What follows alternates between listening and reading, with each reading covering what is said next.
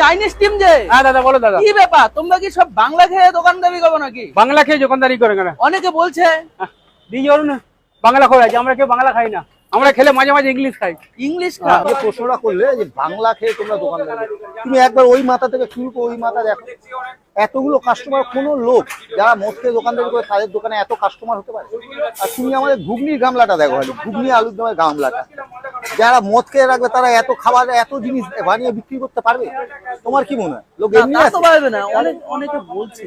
আরে দেখো তোমাকে একটা কথা বলি, ডিজোভেনকে চেনো আমাকে তুমি? একটু বলতে দাও। ডিজোভেনকে চেনো? দিয়েও অনেক কথাই বলছে মানুষ, তোমার নামে অনেক।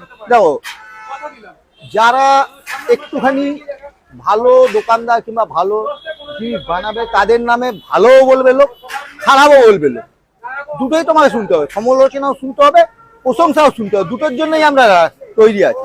এরকম কথা যে যা বলুক, গঙ্গার উপর দিয়ে নানান রকম কাদা চলে যায়, তাহলে গঙ্গা কি অপবিত্র হয়? কেউ যদি আমাকে ভালো